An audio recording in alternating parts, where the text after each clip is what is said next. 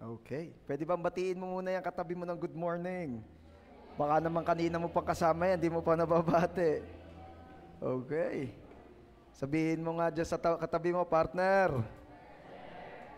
Ano man ang aking pinagdaraanan, ano man ang aking nararanasan, ano man ang aking nararamdaman, uunahin ko ang Diyos dahil siya'y karapat dapat unahin. The best pong palakpak para kay Jesus. Okay. Meron po tayong sisimulan ngayon na series entitled God First. Ayan. Since we are celebrating God's goodness as we start the year right, and habang binabagtas o sinisimulan po natin yung super blessed year na year 2023, may marapat din lamang na mapag-usapan natin na kailangan talagang Diyos ang pinaka-inuuna natin sa ating mga buhay. Everybody say God first. Okay. Sabi po sa Matthew chapter 6 verse 33, actually si Jesus po mismo ang may sabi nito, "But seek first His kingdom and His righteousness, and all these things will be given to you as well." Sinabi ni Jesus na ang unahin daw ng bawat isa, ang pagsikapan, ang pagbuhusan ng effort, pagbuhusan ng lakas at na lahat ng resources, ay ang pag-una sa kaharian ng Diyos at sa Kaniyang katwiran. And all these things, lahat ng mga bagay na inaakala natin or iniisip natin na dapat unahin, yun ay aayusin at ibibigay ng Diyos sa atin. Amen. Everybody say once again, God first. God first. Lahat naman po tayo ay merong ganitong desire, ang unahin ang Diyos. Kaya nga po, ang part 1 po ng ating pag-uusapan today, actually this is a series, hindi pa ako sure kung ilang weeks ito, pero ito yung first part. Pag-usapan muna natin on yung making God first in your life.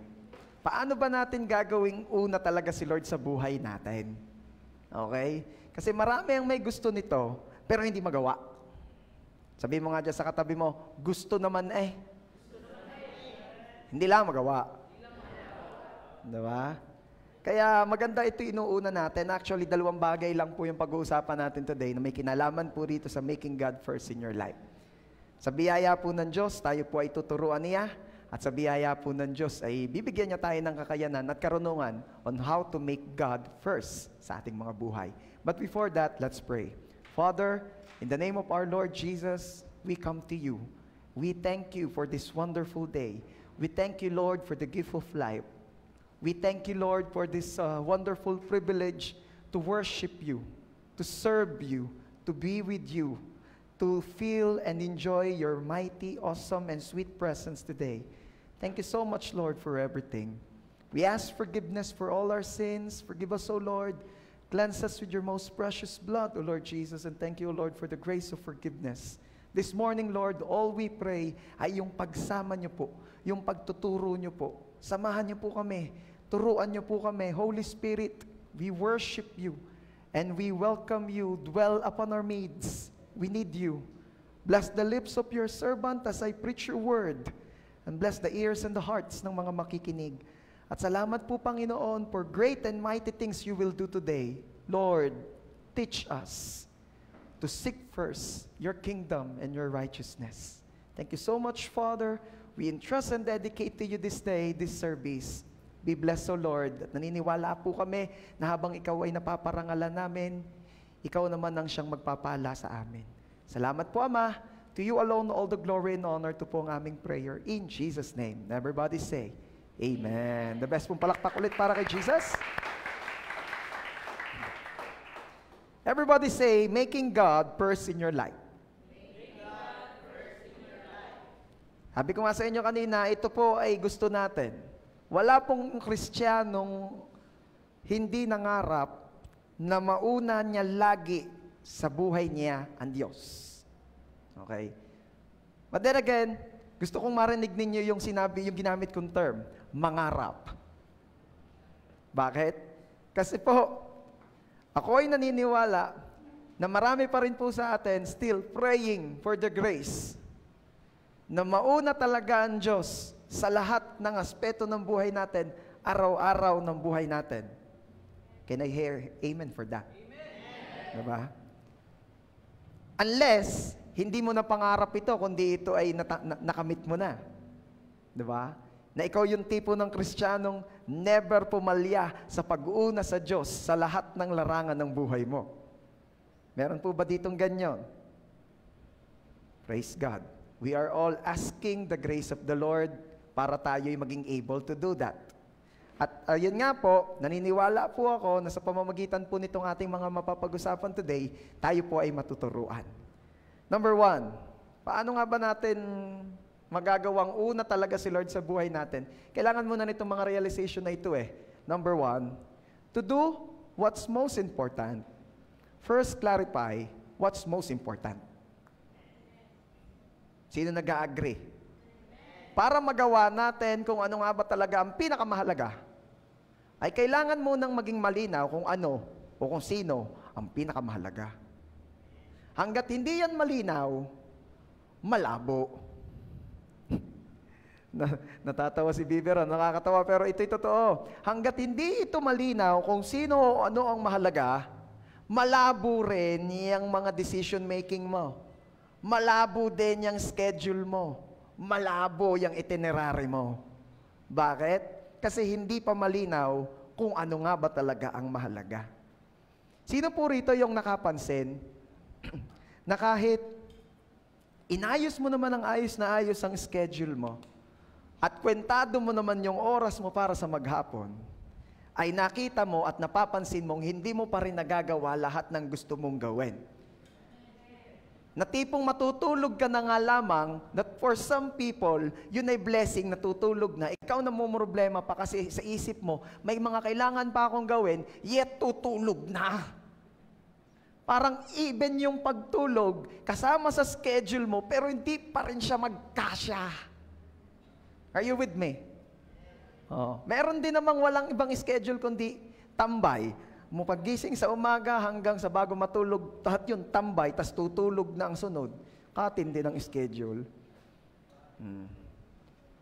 Kaya na lang pagka may kailangan, hindi wala ring maiprovide, wala ring maiproduce, itambay. Anyway,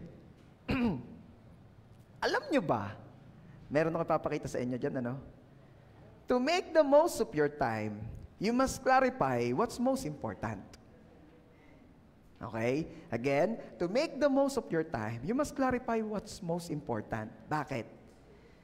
Kasi, hanggat di malinaw kung ano ang mahalaga, sasama at sisiksik sa schedule mo, na very limited na nga actually, ang mga hindi naman talaga mahalaga o walang kinalaman sa mahalaga. Are you with me? Sino po rito yung nakakapag-check ng kanyang phone? Sino po rito yung ang phone niya?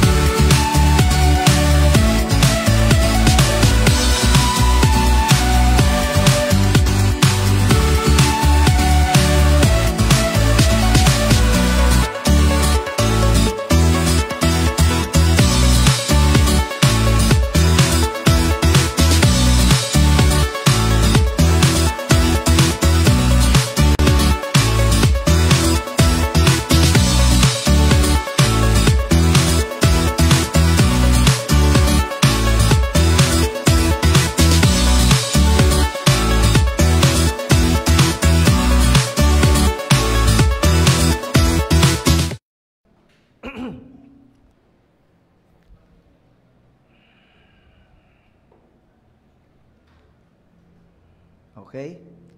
O again, sino po rito yung gusto ng bagong phone? O, kita nyo, ang bilis sumagot pag ganun eh. Pero pag may tinatanong, ayaw sumagot. Ewan ko ba sa inyo? Anyway, may mga ganong klase ng phone, makikita mo doon, bawa 3 hours mo ang diretsong ginagamit, tapos makikita mo doon yung kung paano mo spend yung 2 hours or 3 hours using that phone.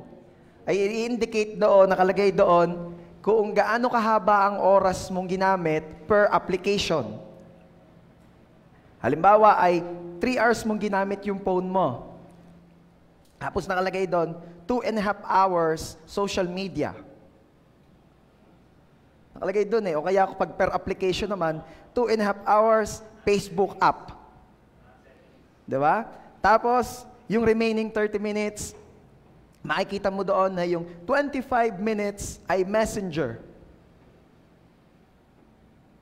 Tapos yung remaining na 5 minutes ay nakalagay doon ay images o kaya videos. Depende kung saan mo ginamit. Nakalagay doon. Bakit ko ito binabanggit? Kasi gusto kong makita ninyo, sa cellphone pa lang, ipapakita na ng Diyos sa iyo kung gaano ka habang oras ang nagugugol mo sa mga bagay na sa totoo lang, di naman talaga mahalaga.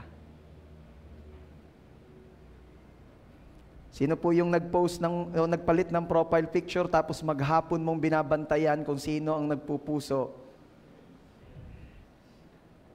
Yung kada mayat maya ay binabalik-balikan mo, tinitingnan mo, ilan na kaya ang nag-like ng bago kong profile picture? Diba? Oh, I pray na maunawaan mo kung ano ang mahalaga para mas magamit at ma-maximize mo ang oras mo. May estudyante, nagtataka sa buhay niya. Bakit daw lagi siyang gipit sa oras sa paggawa ng projects at sa pag-review kapag may exam? At nung nireview niya ang kanyang schedule, ang kanyang pinaggagawa, naku po naman, ay napakadami palang unnecessary activities. Sabihin nga natin lahat, unnecessary activities. Don't get me wrong. I have nothing against browsing sa Facebook. Even si pastor po nagpe-Facebook. But not to the point na I will spend the whole day browsing sa Facebook. Okay? Marami po ang guilty dito eh. Kaya nga ipinapaalala ng Diyos sa atin na siya ang Diyos at hindi ang cellphone mo. Sabihin mo nga dyan sa katabi mo, si Lord ang Diyos ko at hindi ang cellphone ko.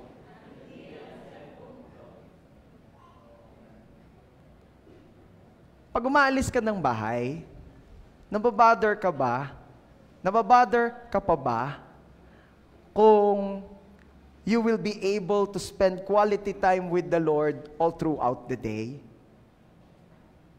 Or mas bothered ka na wala kang power bank kasi baka malobat ang phone mo along the day?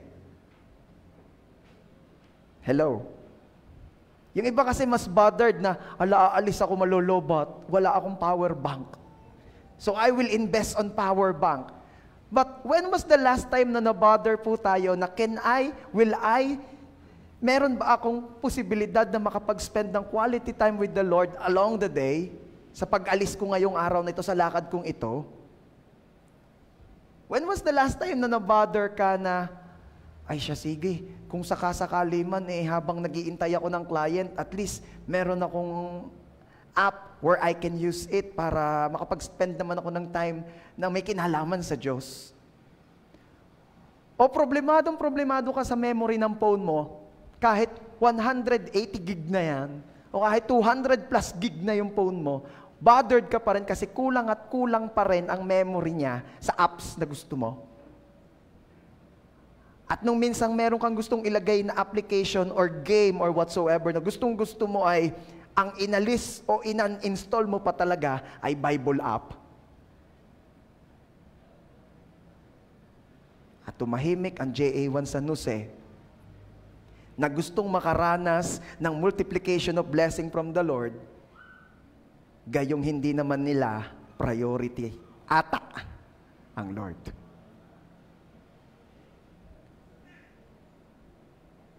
Oh, I pray na dumating na po tayo dun sa punto, year 2023 na kasi na we are seeking God because of Him and not because of His blessings.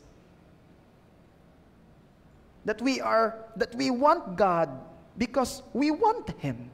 Because He is God. And He is worthy to be seek after.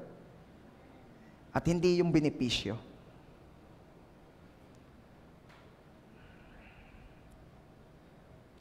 Kaya nga ang sabi ng isang linya sa isang sine ay, mahal mo ba ako dahil kailangan mo ako? O kailangan mo ako kaya mahal mo ako? Oh, I pray na maunawaan mo kung ano ang mahalaga. Maunawaan natin. Itigil na po natin yung paniniwala nating kaya nating gawin lahat. Kasi, ipagpalagay ng kaya mong gawin lahat. But the next question will be, is it worth doing those things? Worth it ba talaga na mag-spend ako ng oras, mag-spend ako ng lakas and resources for that activity or for that thing? Worth it ba talaga? I know a person, hindi ko napapangalanan kasi wala naman dito at di naman taga rito. But he is related to me. Very related to me. Na kaya niyang ubusin ng maghapon niya sa gaming. At nakakalungkot po kasi hindi naman na siya bata. He is early 20s. Actually, during that age, yung iba nagtatrabaho na. But in the case of this man, oh no, wala siyang ibang alam gawin at gustong gawin kundi ang maglaro sa phone. Kaya nakakalungkot po na sa halip na siya ay nagiging pagpapala sa kanyang pamilya, ay burden pa. Bakit? Kasi walang nai-contribute. Puro gastos pa nga actually. Kasi naglo-load. Puro games. At hindi niya nare-realize na ang haba na ng oras at ang dami ng nasasakripisyo ng dahil lamang sa kanyang bisyo. Ngayon, tatanungin kita, worth it ba? Yung ginagawa mo, pinaggugugulan natin ng panahon, worth it ba talagang magbuhos ng oras doon? Yung sa halip na number 1 nga, we're spending it for God, ay we're doing something else. Pangalawa ay, instead na we're spending quality time with our family, andoon ka sa isang sulok at ang kausap mo ay hindi lang naman yung cellphone, kundi yung sarili mo. And you're playing games that is not promoting goodness in life, but promoting crime, promoting violence. Sabihin mo nga sa katabi mo, sayang ang oras. Hindi naman naiibalik yun. Once again, ako po ay wag ninyong mamimisinterpret. I have nothing against recreation. I have nothing against pastime, but be sure at wag kang magrereklamo na kulang pa ang oras mo kung nakakapag-pastime ka. Diba? Pastime pero kulang ang oras. So eto, nagawa mo na ba to? Hindi pa. Bakit? Wala magtapos na maghapon talaga nakapag-pastime ka pa, may kailangan ka pa palang gawin. Come on. Ito po ay karunungan. And let's thank God because God wants to multiply your blessings. God wants to make us experience bountiful blessings, bountiful harvest this year 2023. But God wants to prepare us. Sayang kasi ang mga ibubuhos na pagpapala sa atin if we will spend those blessings sa mga bagay na di naman talaga worth it. Bakit hindi ko po kayang gawin ang lahat ng gusto kong gawin, Pastor? Kasi nga, you can get it all done because God doesn't expect you to get it all done. Ba't hindi mo magawa lahat? Ba't di mo matapos lahat? Ba't di mo ma-accomplish lahat? Kasi hindi naman ine-expect ni God na gawin mo lahat. Look at Jesus. Sino po rito ang naniniwala na nung bumaba si Jesus sa lupa at he did his earthly ministry, kaya niyang gawing Kristiyano ang lahat ng tao sa mundo? Can Jesus do that? Yes. There's nothing impossible kay Lord eh. Ano? Pero ba't di niya ginawa? Ba't di niya ginawa? Nag-focus lang siya sa 12. Judas pa ang isa. Naman na eh. Diba? Ba't hindi niya ginawa? Kasi nga, there is a power in focus. There is a power in showing or knowing what is most important in life. Na kahit si Jesus na kayang gawin ng lahat ay hindi niya ginawan lahat kasi He's setting up an example to us para maunawaan mo na hindi naman talaga ine-expect ni Lord na magawa mong lahat. Bakit? Kasi hindi naman lahat ay mahalaga. Kasi hindi naman lahat ay may kinalaman sa pinakamahalaga. Okay lang naman magtrabaho, okay lang naman magnegosyo, okay lang naman mag-aral, aba naman, talaga namang okay mag-aral.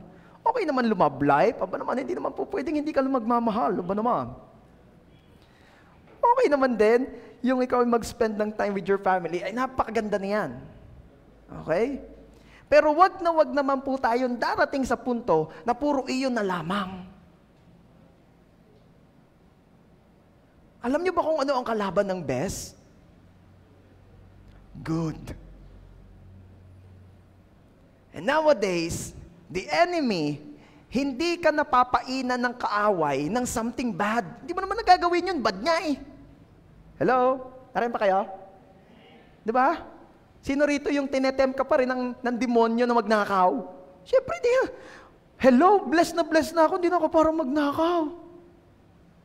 Pangalawa na lang yun, una, dahil hindi yun kalooban ni Lord. Di ba? Oh, hindi ka na itetempt ng kaaway actually na magnakaw kasi hindi na yun ang level mo. Sabihin mo nga dyan sa katabi mo, kamayan mo, partner, congratulations. Ibang level ka na pala. Hindi ka na para itempt ng demonyong magnakaw. Oh. Pero ano ang ginagawa ng kaaway ngayon sa mga Kristiyano? I'm talking about the enemy, what the enemy is doing about to Christians like you and me. Ito ang ginagawa ng kaaway ngayon. He will not tempt you to do bad, but He will tempt you to do good, and that good, at iyon na lang ang gawin mo. At hindi mo na makita what is important, what is best. Are you with me? Yung mga Kristiyano kasi, biniles ni Lord ng kasipagan. Sabi nga ng Diyos, and I will bless everything that you will do, and I will bless everything that you put your hand into. Diba? Kaya yung mga Kristiyano, productive. Sabi ko, ang mga Kristiyano, productive. Ang mga Kristiyano, masipag. Ang mga Kristiyano, nabe-bless sa lahat ng ginagawa niya. Amen. Kaya hindi ka na itetempt ng kaaway na maging tamad. Diba? Pero ito ang ginagawa niya ngayon. Uy, ang galing mo namang magtrabaho. Ay, biyaya. Marunong na sumagot, biyaya. Sige, magtrabaho ka ba? Oo naman, syempre naman. Para ma-bless tayo. Oo, magtrabaho ka kahit linggo. Ha? Teka muna. Ang linggo ay kay Lord. Hindi. Sinabi ba ni Lord na masama magtrabaho ng linggo? Ay, hindi naman. Kaya nga. Oh.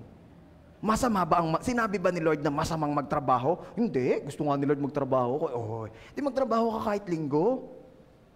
Pwede ka naman mag-join ng online. Diba? Ngayon, hindi ka na kayang itempt ng demonyong, huwag ka nang mag-church. Kasi alam lang demonyo, masusupalpal lang siya eh. Mag-church ako! Oo nga pala. Alam niyo kung gagawa ngayon ng demonyo? Huwag ka nang pumunta sa church, pwede namang online.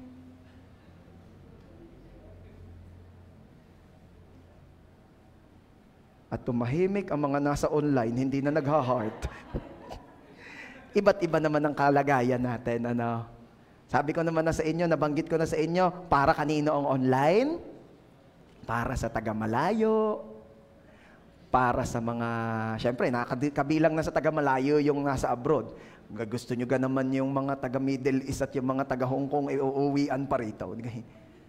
Para kanino pa ang online? Sa mga mayroong valid reason, kagaya ng may sakit. Ayan, kagaya ng mga may sakit. Ano pa ang mga valid reason, Pastor? Yung may sakit. Ay, ano pa po? It's between you and the Lord. Hindi ako magseset dito na kung alin ang pwede at alin ang. Basta yun lang nabanggit ko, yun na yun. The rest, it's between you and the Lord. Lupi, dito na ba kayo nakatira sa San Jose? From Cavite. Lumipat ng San Jose para makapag-church every Sunday. Praise God. Hindi ko sinasabi po doon sa mga taga Nueva Ecija at taga Davao na lumipat na kayo dito para kayo makapag-church. Alam ko ang puso ninyo. Talagang pag narito naman kayo narito sa church. At every Sunday naman kayo nasa online. Pero ito lang ang ibig ko sabihin. The enemy will not tempt you to do bad anymore actually. Kasi iba ng level mo. Siyempre, ang tinutukoy ko rito ay yung mga Kristiyano na. Yung mga born again na. Yung mga may relationship na kay Lord. The enemy will not tempt you to do bad. But he will tempt you to continuously do good. Hanggang di mo na mapansin what is best. Hanggang di mo na mapansin what is important. No wonder it's too many Christians nowadays, today, ang sisipag magtrabaho, dedicated sa job, dedicated sa business, dedicated on what they're doing. But they neglect what is important. Ang dami-daming Kristiyano ngayon, Marta. Pero hindi na lumuluhod, umuupo sa paanan ni Jesus para makinig at mag-spend ng time kay Jesus. Kaya nga anong sabi ni Jesus? Marta, Marta, masyado kang nababagabag sa mga bagay-bagay. Kristiyano, ikaw ba'y Kristiyanong Maria o Kristiyanong Marta? Kinakatok ng Diyos ang mga puso natin ngayon. Ikaw ba'y nababagabag sa mga bagay-bagay? Mamaya pag-uusapan natin yan sa number 2. In clarifying what's important, you've got to know what matters most and what doesn't matter at all. You've got to know what counts and what doesn't count.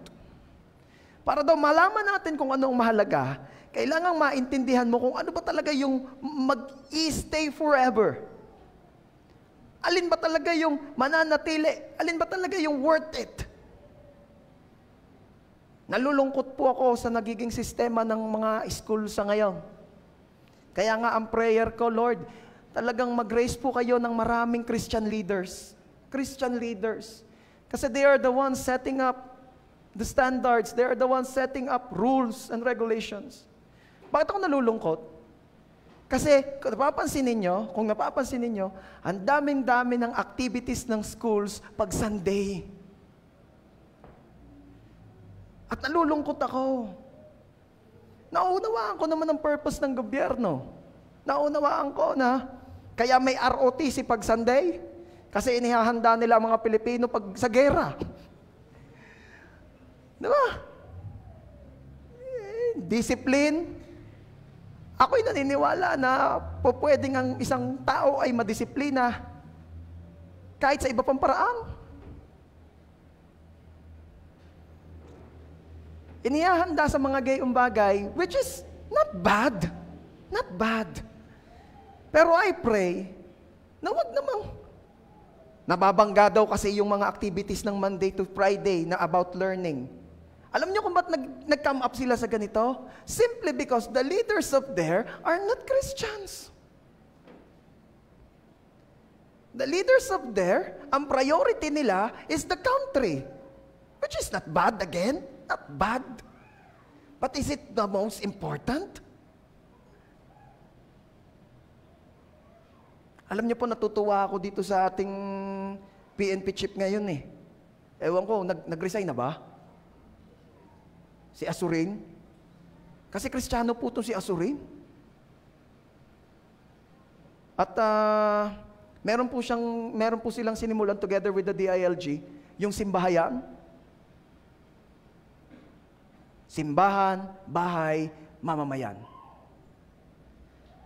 At ang war nila against drug is not through force. Ang war nila against drugs ay ganito. They want the people to know God more. Dahil naniniwala sila na kapag ang tao ay nailapit sa Diyos, maayos sa kanilang standards, maayos sa kanilang morals, at hindi na sila mapapunta pa sa mga bagay na hindi naman na dapat ginagawa, including drug addiction. Galing! Oh, how I pray, nadagdagan pa ni Lord, mag-raise up pa si Lord ng mga Christian leaders. Maniwala kayo sa akin, kapag kayong nasa DepEd, Kristiyano, sasabihin niyan, ay teka muna, dapat hindi nababangga yung para sa Diyos. Okay lang naman mag-ROTC, pero yung oras dapat, kung ang mga services ay hanggang 11 or 12, dapat ang ROTC after lunch. Diba? Diba? Ay, mainit ho eh. Ay, digin sa dyan, kahit naman alas 8, alas maybe mainit. Are you with me? If you are truly with me, you pray. You pray. Na kung hindi man mag-raise up si Lord ng mga Christian leaders, then let the grace of the Lord ay maabot yung mga leaders natin ngayon and they believe in Christ. They accept Christ. Ang daming school activities at events pag Sunday. Nakakalungkot. May alam akong school, Foundation Day daw ngayon. Linggo. Kaya yung mga bata ay hindi makapunta ng church. Bakit? Ay may participation. Naman na eh. Gustong-gusto kong isama ang aking anak eh. Ay pasasayawin daw ng waka-waka. Ay dahil siya nag-champion noon sa waka-waka dance challenge na yon. Kaya kailangan daw nandun ng champion. Naman na. Sabi ko, isa kayo mailipat na school si Queen. Sabi na niya, asawa sa Lasal daw. Sabi ko, wala namang problema sa tuition ni Kalayaw. Kakaawa, anong oras gigising si Queen? Alas 4? Kakaawa naman, bagya na makakain yun. Ang yano ni ilang minuto. Naman na. Oh, sama niyo sa prayer ha. Lalo na yung mga single pa riyan o yung mga mag-aasawa, magkakaanak kayo. Siyempre, ang heart's desire ninyo rin na ang school na papasukan ng inyong anak, Christian school. Yung hindi bumabangga sa mga may kinalaman sa Diyos. Di ba? Sama nyo sa prayer.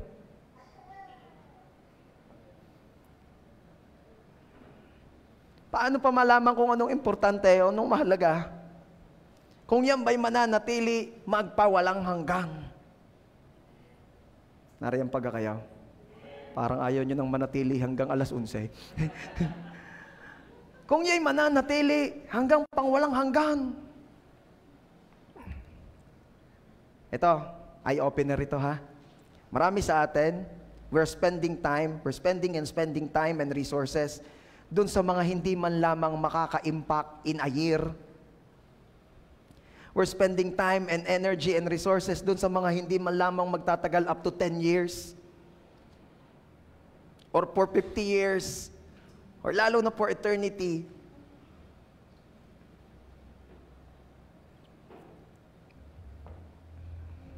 Kaya nga ang sabi, mayroong nagsabi, hindi ko na-include dito eh.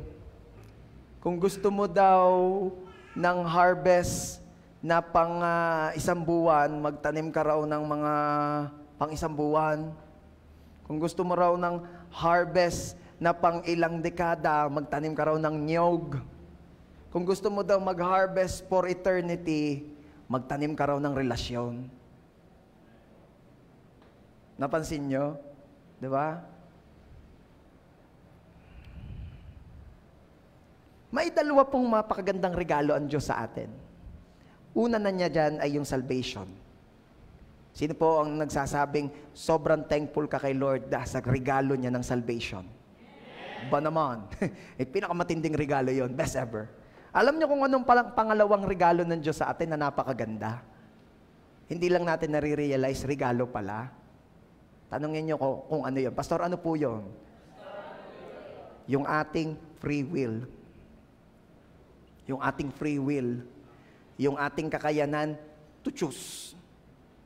That God is so good na even siya ay Diyos, hindi niya ipinipilit ang sarili niya sa tao.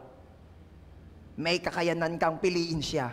At mas gusto ng Diyos na pipiliin siya kaysa ipipilit niya ang sarili niya. Diba? Kasakit naman siguro kay Pat na kaya lamang siya ang pipiliin ni Demi ay dahil wala nang ibang lalaki sa mundo. Pero napakasarap naman sa feeling ni Pat na sa dami-rami ng lalaki sa mundo, siya ang pinili ni Demi. China oil. Diba? Tama nga, Gapat. Oh, amen daw. Oh. Inayos ang sagot. Naka-ROC ko nung isa.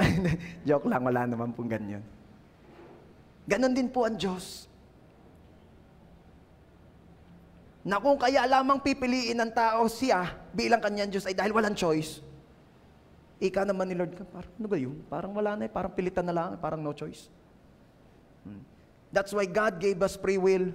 At pag pinili mo si Lord, amid sa lahat ng pwede naman nating pagbuhusan ng buhay at pagbuhusan ng oras at ng kung ano-ano pa man, grabing glory at love ang ibinibigay mo sa Diyos. Grabe. Sabi po sa Job 34, 3 and 4. Basahin nga natin. The Living Bible Version po yan, TLB. 1, 2, 3, go. We can choose the sounds we want to listen to. We can choose the taste we want in food. And we should choose to follow what is right. But first of all, we must define among ourselves what is good. Nakita niyo? In order for us to do what is important, kailangan mo munang malaman what is important. Ano sabi ni Job? Pwede tayong pumili ng tunog na maganda sa tenga natin. Pwede tayong pumili ng lasa na gusto ng bibig natin. At pwede tayong pumili kung ano ang tama. Pero dapat muna nating i-define, malaman, maunawaan, ano ba talaga ang tama? Ano ba talaga ang mabuti? Oh. Speaking about sounds, iba't iba tayo ng genre ng sounds na gusto. Some of here ang gusto classic. Some of here ang gusto jazz, pop. Yung iba modern. Di ba? Naalala ko nung mga una-una sa church, pagka yung mga medyo mga titas na, ayaw nila ng mga tugtugang malalakas. Hindi daw nila mapil ang presence ni Lord. Yung mga kabataan naman, feel daw nila ang presence ni Lord. Pag medyo mahina naman ang tugtugan, sabi ng mga titas, yan, feel ko na ang presence ni Lord. Sabi naman ng mga bata, nakakantok. Di ba? Actually, the presence of the Lord ay wala sa genre ng music. The presence of the Lord ay nasa gitna ng kanyang mga tao, ng kanyang mga anak, ng kanyang bayan. Sabi nga ni Lord, 2 or more gathered together in my name, I am in the midst of them. As long as we gather in the name of Jesus, the presence of the Lord is here. Diba? Naalala nyo pa ba ganun mga nakaraan? Gitara nga lang tayo? Ayos din naman, kaigi din eh. Pag midweek service si Bieber nga lamang, wala na ibang kasama. Ayos din eh. Oh, nagpuputol-putol pa yun. Ayos din eh. Biyaya ng Diyos. Kasi nga, it's not about the setup, it's not about the genre, it's about Him. It's all about Him. Okay. Oh, ano pa? We can choose the taste we want in food. Meron dito gusto maasim. Mahilig sa maasim. Diba? Ang asawa ko po, mahilig sa maasim. Kaya napapaisip ako minsan kung ako gawin, maasim ga ako? Hindi naman daw. Oh, sa food lang yun, hindi naman daw ako food. Ano pa? Yung iba, ang gusto maanghang. Sino mahilig sa maanghang? Yung iba naman, ayaw na maanghang. Yung mga tipong pag maglulumi kayo, nahingi pa ng extra sili. Yung kasama mo, ikaw naman, yung siling para sa iyo, binigay mo na sa kanya, nahingi pa mahigpit no. Ano ka ga, tao? Pulangga. Hilig mo sa sili. Taga saan ka ga? Taga Batangas, sa Calao, taga Bicol. Iba't iba. Sabi nila, mga Batanggenyo mahilig sa kape. Ako, hindi ako mahilig sa kape. Batanggenyo ako. Diba? Sabi nila, Batanggenyo mahilig sa lume. Ayoko, nasawa na ako. Yung ganun parang dumadaloy na sa ugot, may lumay na. Tunay naman. Ayaw ko na. Ang wife ko mahilig sa lumi, pero ayaw din naman yan lagi-lagi. Minsan lang, siguro once a month. Ako kahit di na kami magpangita ng lumi. Diba? Marami. We should choose to follow what is right. Kaya nga lang ang tanong, what is right? Ano nga ba tama? Kaya kailangan ma-define muna ito. Ano ang sinabi ng mundo? Ano daw ang itsura ng maganda? Tao ang sinasabi ko ha. Ano daw itsura ng maganda, sabi ng mundo? Tuwid ang buhok, maputi, matangos ang ilong, katamtaman ng mata, manipis ang labi. Yun daw ang magaganda. Bakit naging gayon ang maganda? Kasi may nag-set, may nagsabi. And actually, yung mga mananakop po ang nag-set noon kasi ganun itsura nila. Mga European, mga Western. Kaya nung sinakop tayo ng mga Kastila, sabi ng mga Kastila, mga Indio, ang papangit nyo. Bakit? Kasi nga, hindi katulad nila, sila mga mistiso. Diba? Mga mapuputi, matatangos ang ilong. Ang mga nadatnan dito brown ang kulay. Tapos ang ilong ilong. Ayoko na makasakit ng damdamin. Tapos ang labi, medyo Angelina Jolie. Diba? Nakapout. Yung pala yan, nakakagat ng laywan. Rico. O nakagat ng ipis nung natutulog, pag gising ni Angelina Jolie na. Rico. Pati mata. Okay. Sila lang naman na nag-set noon. What if? Mahilig ako manood ng what if Alam niyo yun, yung what if? What if mga Aprikano ang nanakaw? Diba? So, ang maganda gayon. Kinky ang buhok. Pitch black. Makapal ang labay. Ang ilong kita mo utak. Yan na nga baga. Kaya pinipigilan kong bibig ko minsan mabait to Diba? Depende na sa nanakop Pero imagine ninyo kung ang mga African that time ay yung sila ay naging confident, naging intelligent agad. Ay sa lalakas na sa lalaki. Di sila ang mananakop. Kaya lang naman sila kayang talunin ng mga dahil matatalino sila Pero sa strength, sila malalakas. Kaya nga sila ang ginawa mga slave that time. Kaya sila napunta ng Amerika. Kaya nagkaroon ng mga Black American. At sino ba naman nga ang talagang nag-e-excel pagdating sa palakasan? The Blacks. Napakagaling ng Blacks, kahit sa music. Kaya dito sa worship team, pagka ang line-up yung mga kay Abraham na tuloy. Kay Israel? Pagka Israel, ay ayaw na mag-attend ng practice Pinapaltan ang line-up. Ginagawang through it all. Rico. Kaya tayo ang nagseset, tayo ang pipili. Ikaw, kapatid, ang pipili, what is important. At para masabi mo, mapili mo what is important, kailangan maunawaan, mapag-usapan. Paano nga malalaman kung ito talagang dapat paggugulan ng buhay, ng panahon at ng resources? If it's worth it. if it's mananatili forever. Papaano po ang magandang gawin? Isulat mo. Isulat mo. Para ma-remind tayo lagi. What is important? Gusto naman natin nalalaman natin. Ngayon, alam na natin. Pero maniwala ka sa akin, mamaya pa, 1 araw, 2 araw, 1 linggo, 1 buwan, limot mo na uli yan. Sulat mo. Ipaprint mo ng malaki. Ipakapit mo sa kisame. Para pag mulat mo, nakalagay na agad, the important things in life, God, family. Makikita mo na agad yan. Hindi na ako uubos ng oras sa mga hindi mahalaga. Maganda yun. Write it down. Sabi po ni Dawson Trotman, yan, isang evangelist po ito, si Dawson Trotman. Basahin natin. Thoughts disentangle themselves when they pass through the lips and the fingertips. Ano ibig sabihin yan? Disentangle, gihiwa-hiwalay, nawawala na pag lumabas na sa bibig at lumampas na sa kamay. Kaya nga pakagandang i-record, isinusulat. Kaya yung mga nagno-notes, very good. Bakit? Ikaw yung nagiging pagpapala sa sarili mo at sa ibang tao.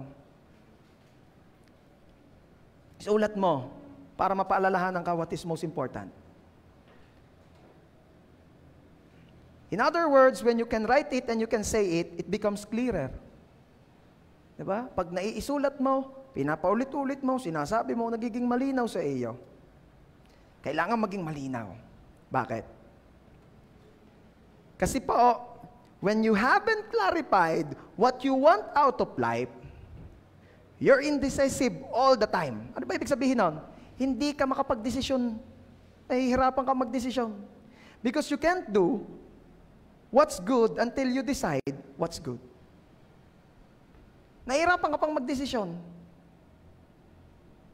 sa mga bagay-bagay sa buhay hanggat di mo naunawaan kung ano mahalaga. Ay, maganda ang offer na rin trabaho ng ari-ari, kaya tatanggapin ko na. Nahihirapan ako mag-desisyon. Bakit? Ay, kaganda na ng offer. Ay, ba't hindi nahihirapan ako mag-desisyon eh? Hindi ko alam, dahil may pasok ng linggo. Paano kaya maganda rin eh? Eh, ba't nahihirapan ka pa kung alam mo mahalaga? O ano nga po maganda daw, ano nga po ang kailangan daw desisyon? Ay, kaganda na ho ng offer, may pasok nga lang ho ng linggo. Aba, ay ano ba mahalaga sa iyo? Ba't ako tatanungin mo? Diba? Hindi ka na mahirapang magdesisyon. You can't do what's important until you decide what's important. Hindi mo magagawa kung anong importante hanggat di ka nagdidesisyon kung ano nga ba talagang importante sa buhay mo. That's number 1. Number 2 na tayo. Give Jesus first place in your areas of worry. Mapapansin mo, kapatid, na anytime you worry, ipapakita po nito that in your particular area of your life na nag-aalala ka, malamang hindi pa first place si God doon. Reviewin mo kung saan ka mga nag-aalala hanggang ngayon. Kahit palaging sinasabi ng Diyos sa atin, nababasa natin, naririnig natin, paulit-ulit sinasabi ni Lord sa Kanyang salita, do not worry, do not worry, do not worry. Pero mayroong mga worries ka pa rin. Reviewin natin. Kapatid, saan ka pa rin nagwo-worry in your life? In what particular part of your life ka pa rin nag-aalala ng sobra? Siyempre, we're talking about chronic worrying. Ano? Yung sobra. Kasi natural lang sa tao mag-alala, ba naman? Kung di ka nag-aalala, parang wala kang pakialam. Ang tinasabi natin dito, yung grabe ka pa rin mag-alala. Alam mo kung bakit? Malamang, hindi pa si Lord ang sentro ng part of life mong yon. Sabi nga riyan, any area of your life where God is not in control is going to be a source of pure insecurity and worry. Tunay yan. Hanggat hindi pa si Lord ang in control doon sa parte ng buhay mong yon, lagi kang mag-aalala doon. Nag-aalala ka pa rin sa iyong studies, baka minamans effort mo. Why not try to put your studies in the hands of the Lord, trusting Him that He's in control in your studies, and at the same time, do your best. Oh. And believe me, kapag nangyari yon, hindi ka na mag-aalala. Ano pa ang madalas inaalala? Finances? Aba, ay baka hindi mo pa rin kinikilala na si Lord ang provider mo. Baka nakikita mo pa rin ang sarili mo na ikaw ang provider. Kaya ka nag-aalala. Oh. Ano sabi ni Lord? Do not worry about the food that you will eat. For you have a heavenly Father who wants to take care of you. So, syempre, habang inilalagay mo sa kamay ng Diyos ang pagtitiwala mong He will provide for you and for your family, at the same time, you will do your best in order to provide. Syempre, lalo kung ikaw ang tatay, you will do your part. But you will let God do the rest simply because He is the provider. Amen ba? Diba? Oh, ano pa? Saan pa nagwo-worry madalas ang tao? Future? Ay dahil baka nga ikaw pa rin ang nagpipilit na mag-ayos ng future mo. Give it to God. Kaya nga sabi ni Lord, let tomorrow worry for itself. Sino ba talaga nakakasigurado kung ano mangyayari sa iyo bukas? Ako, confident na ako kahapon na ayos na ang boses ko. Ngayon naman, at least may naririnig kayo kasi nung mga nakaraw, wala talaga. Napusngat lang ang hangin. Kaya naman na. Kaya sa bahay, magka-chat kami mag-asawa. Para magkaintindihan kami. Chat! At least meron na. Thank you, Lord.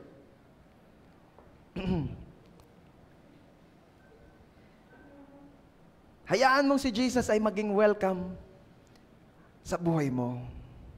Hayaan mong siya ay maging sentro, hindi lamang ng worship life. Kailangan si Jesus ang maging sentro natin sa lahat. Nag-aalala ka pa rin sa relationship ninyo? Baka itong aking girlfriend din ang lalalakay, baka itong aking boyfriend ang bababae. Let Jesus be the center of your relationship. Wala ka nang aalalahanin. Give him or her to God.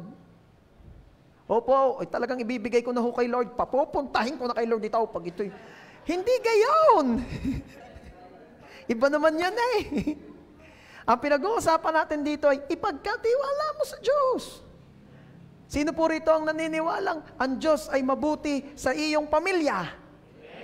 Oh. At dahil ang Diyos ay mabuti sa iyong pamilya, ipagkatiwala mo ang iyong asawa.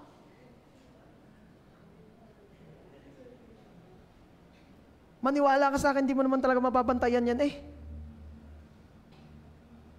Masama ang tingin nyo sa akin? Hindi talaga natin mababantayan ng asawa natin. Dahil kung may ginagawa talaga yan, hindi yan magpapahuli.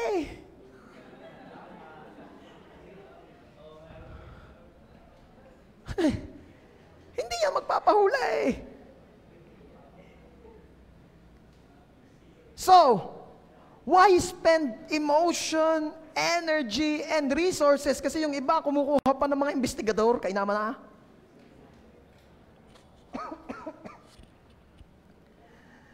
If you can trust God, why spend too much energy, too much emotion for those things?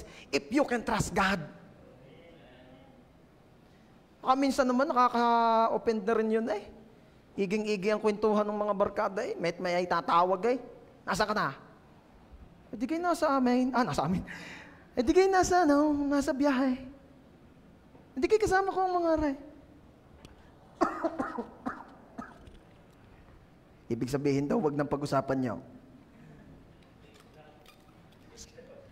Change the topic.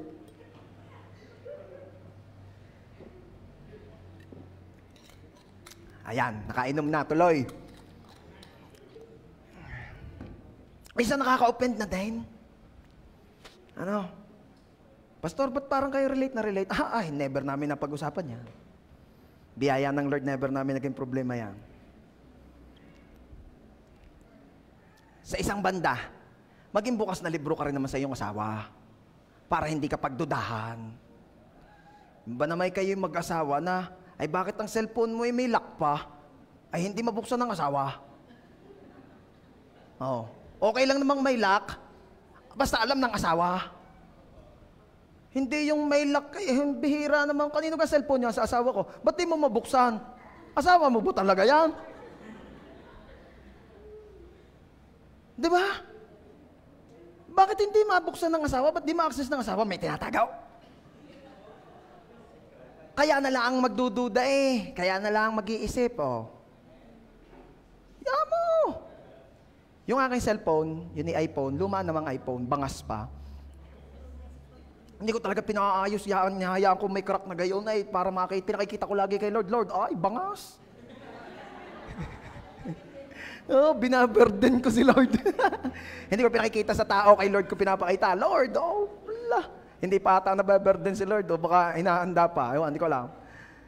Hindi ko sadya, sabi ng aking asawa, ano ka naman mahal niya cellphone mo, kakahiwa na. Yamo, unang maburden si Lord. Ay parang maunang maburden ng asawa ko. Malaman kung sino mauna. Natututo kayo ng mga garne. Ayan. Okay.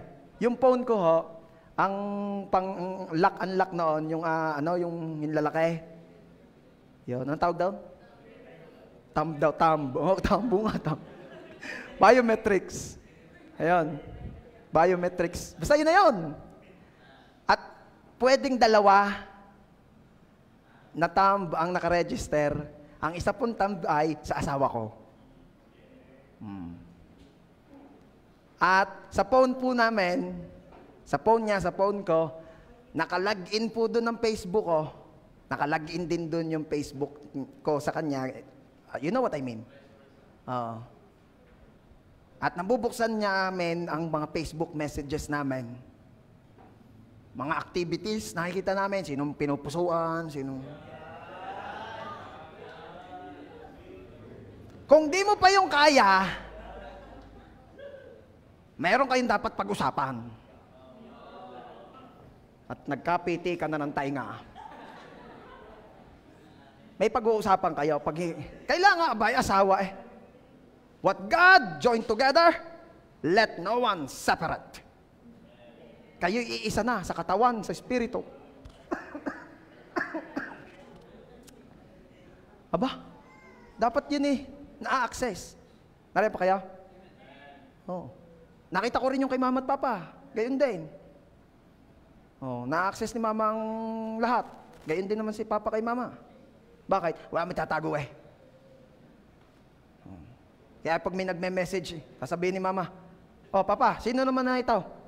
Ala, yan kaklase ko noong high school. Huwag mo nang pagpapansinin niya at kapangit-pangit naman yan. Ay, pag maganda yata iba ang usapan. Walang gayon. At least kita ni mama. Sino kaya ang lagi na nag-good morning sa iyo?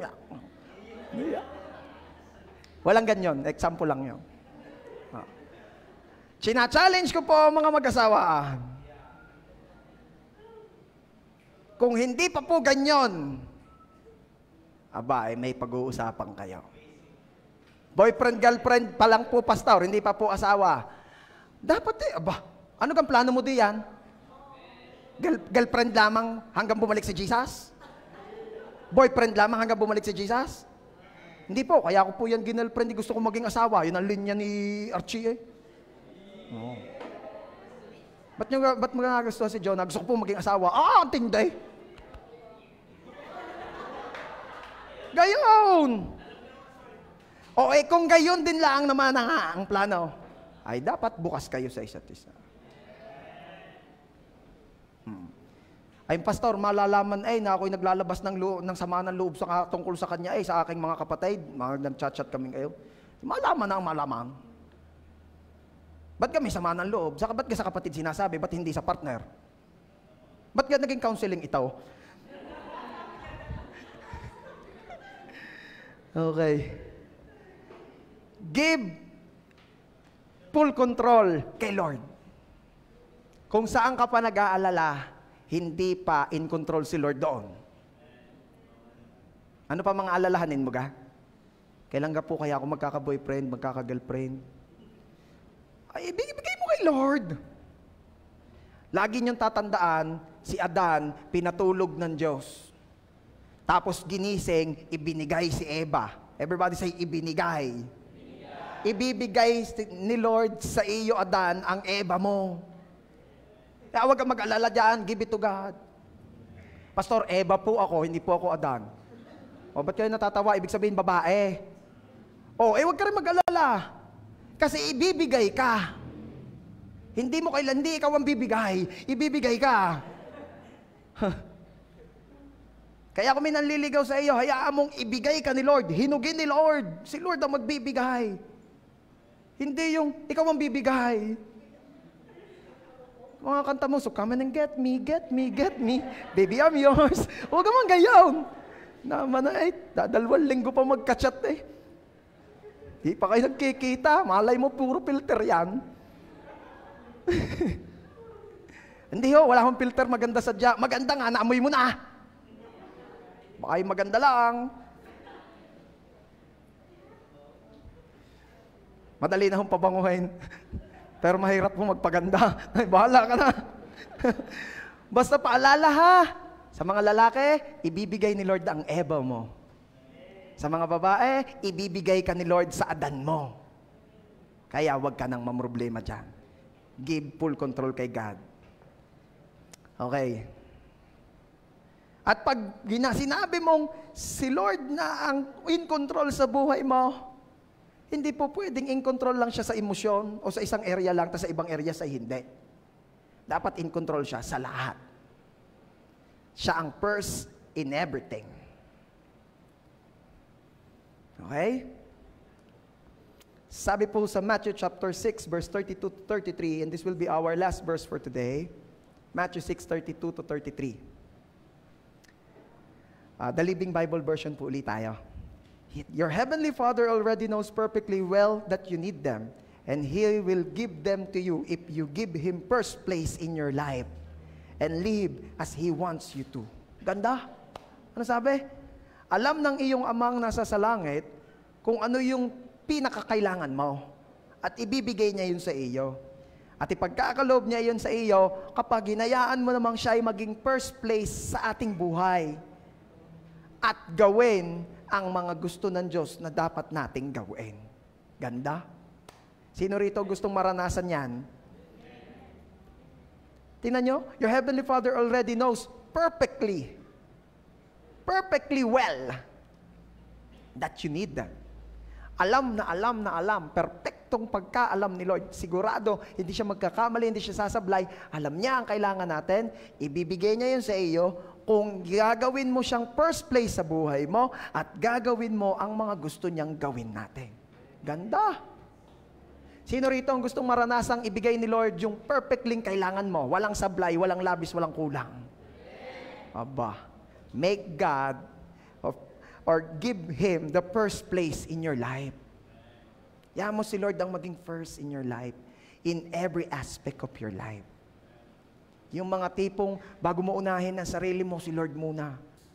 Kaysa tatanghaliin na ako, pastor, ay tanghaliin ka na. Di sa sunod, agahan mo ang gising mo, basta unahin mo si Lord. Pray. Diba? Ako, nagtatampo ho yun pagka hindi ko agad tinek sa umaga. Ay, mo siya magtampo. Unahin mo si Lord. Pray. And then saka mo sabihin, Bebe. Iyo. Mo siya magtampo. Hindi agahan mo gising mo. Unahin mo si Lord. Hayaan mo siya maging first place in your life. At ito po iiwan ko sa inyo. We will end up with this. When you make Jesus Christ number one in every area of your life, it simplifies your priorities and gives you a lot less to worry about. Wow. Isi-simplify niya ng buhay mo. Mas madali na magdesisyon. Bakit? Alam mo kung anong mahalaga. Ano pa? Pag si Lord ang ginawa mong number one sa buhay mo, wala ka nang masyadong aalalahanin pa. Every time na ikaw itinutokso mag-alala, lagi mo sasabihin, ipinagkatiwala ko na yan kay Lord. Naibigay ko na yan kay Lord. Si Lord na may control diyan. I will do my best, I will do my part, at I will not worry anymore. Amen? Sino po rito yung gustong mabuhay sa buong 2023, pinagpapala ng Diyos at hindi na toong nag-aalala sa buhay? Amen? If you are that person, I am inviting you to stand up. Tayo po tayo. Sino po nagsasabi rito na si Lord ay tapat sa buhay mo? Na si Lord hindi ka iniwan kahit kailan? Tunay naman eh. Tunay. Hindi tayo iniiwan ni Lord, hindi niya na tayo pinababayaan. Siya'y tapat. Kaya marapat lamang din namang gawin natin siyang una, mahalaga, importante sa ating buhay. Ano nga uli yung mahalaga sa buhay? Paano nga ba malalaman kung anong important in life? Kung worth it, ang iyong ni-spend na time, energy, and resources in that thing. What else? Kung yun ay mananatili. Kung yun ay mananatili forever. Kung yun ay hindi mawawala. Kung hindi ka iiwan. Doon mo malalaman if that thing or if that person is important. Kasi nga ang sabi, langit at lupa ay lilipas at mawawala. It is only God and His words that will remain. So let's choose what is important in life. Let us choose God. He is the only one who will never let you go through it all. Siya lang yung di nang iiwan. Ano man ang iyong pinagdadaanan, in good times and even most especially in bad times, God is with you. And He is faithful. Let's worship the Lord.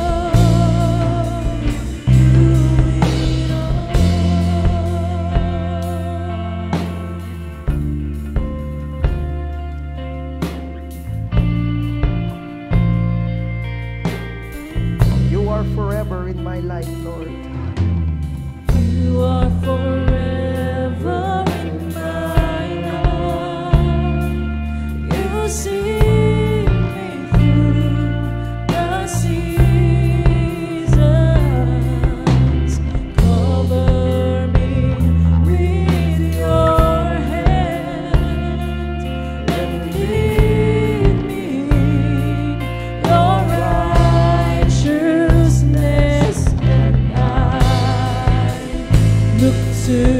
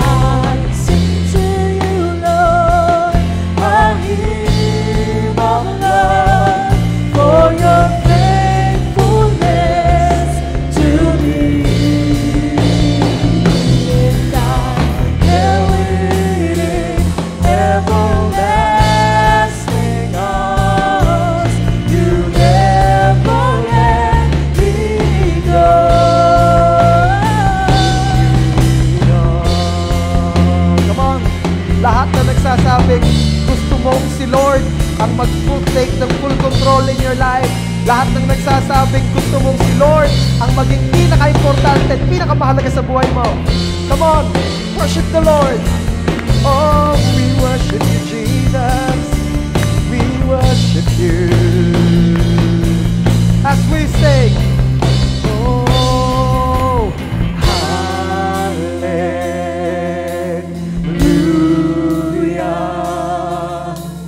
hallelujah.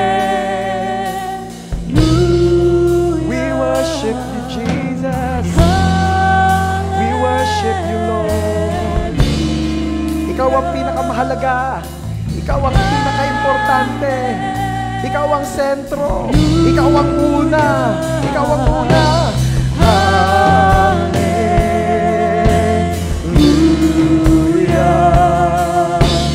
Hallelujah. We worship you, Jesus. We worship you, Lord. We worship you, Lord.